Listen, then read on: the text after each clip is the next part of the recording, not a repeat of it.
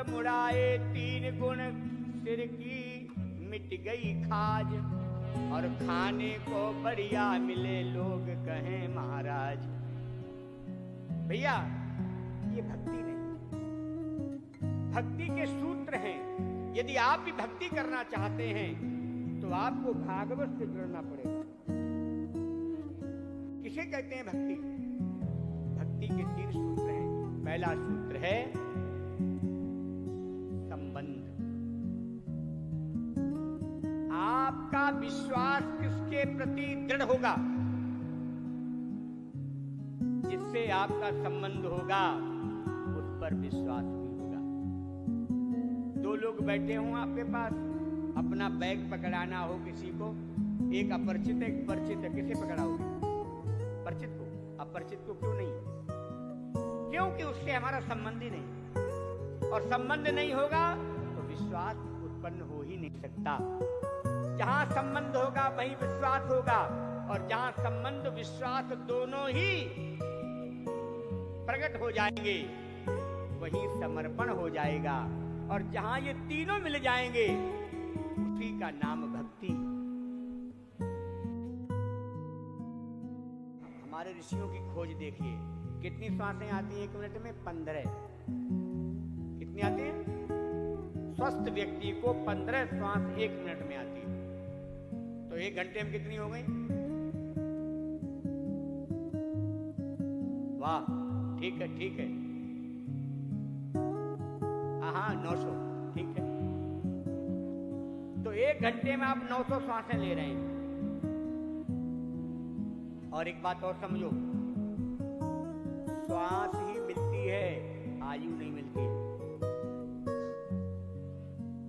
आप जब मानव जीवन में आते हैं तो आपको श्वासें मिलती हैं, और हर व्यक्ति जब मृत्युलोक में भेजा जाता है उसे अब 900 श्वासें 1 घंटे में हो गई, तो 24 घंटे में कितनी श्वासें हो गई?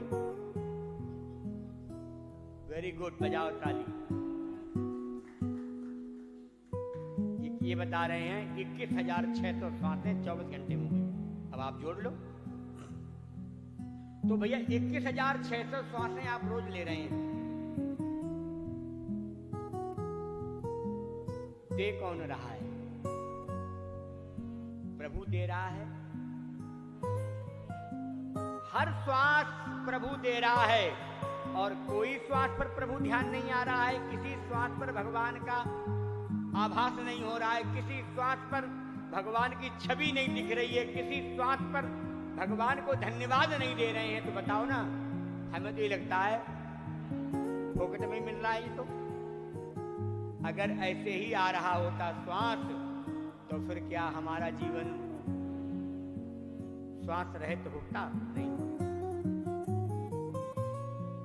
भक्ति के माध्यम से सारा जीवन जब आप जिएंगे तो आप अपने जीवन को यथार्थ की ओर ले जाएंगे। जो हम यहाँ संसार में कर रहे हैं वो भौतिक समाज के लिए, भौतिक आयाम के लिए है। जो आज बैठकर कर रहे हैं ये केवल निज धर्म है, निज कल्याण के लिए। ऐसा कोई काम है जिसको सब बैठ के करें, सबका कल्याण हो जाए? माला जपने वाला जो जपेगा उसी का कल्याण होगा, पाठ करने वाले को उसी का कल्याण हो जो रामायण पढ़ रहा है। कथा में जो बैठकर कथा सुनेगा उन सबका कल्याण हो जाएगा। इसलिए कहते हैं कथा ही जीवन की व्यथा को मिटाने के लिए सर्वश्रेष्ठ साधन है।